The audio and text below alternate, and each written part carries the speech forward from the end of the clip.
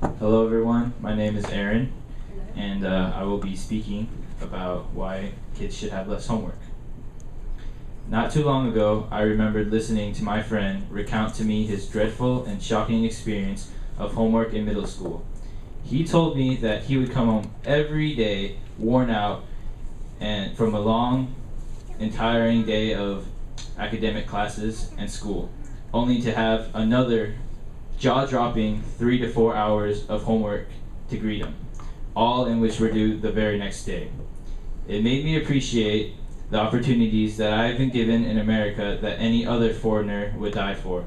I mean, how many other 13-year-old kid stuck doing homework would have the chance to pursue and experience such things such as football, track, reading, basketball, speech, kendo, acting, Boy Scouts, and just being able to sit down, relax, and take a break. Now that's only a bit of things that he's missing out on. Going back to my friend, his story is quite an extreme case of excessive homework and studying. However, it's not unusual for many countries to apply this method intended to benefit children, but in fact produces little to no results. You or your child could be a victim of this demanding method. That is why I would like to talk to you today about the problems of too much homework and how we can fix it. Excessive amounts of homework can affect a child physically and mentally. Although I agree that academics is important for success, it should not be so important that a child's entire day should be spent on it. Pursuing other interests is just as critical in life and should not be overlooked for schoolwork. Also, a child's relationship with their parent could also be strained as they would have to constantly push them to do their school work, which could cause arguments and bitter feelings among the family in the end. Thirdly, too much homework can result in sleep deprivation, also known as lack of sleep, which can cause stunted growth, decreased performance in school, acne, lack of memory, and even risk of diabetes, cancer, and many other serious health problems later on.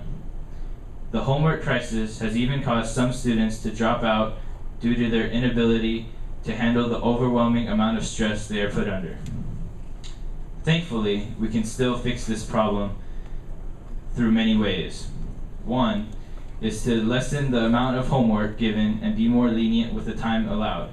This would not only allow teachers more free time to enjoy, but it also gives more free time for the student to enjoy his childhood. It's a win-win situation for both people. Another option is organizing a class without requiring students to do homework, but would not be taken up as a grade, possibly suggesting what would be better to practice and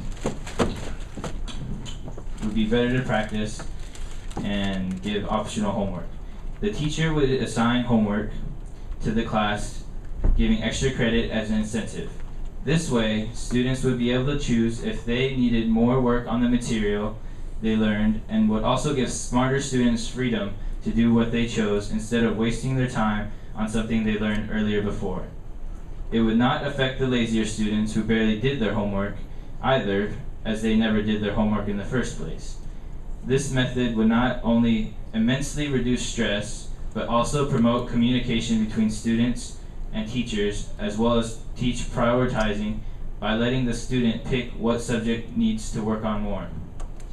In conclusion, homework is one of the most basic factors in school. However, it is faulty and problematic. This is why the homework system should be changed for the good of our generation and the next. Thank you.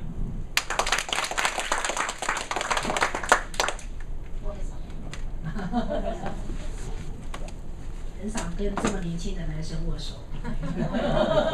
好，因为他是第一次上来的关系，所以拿着稿。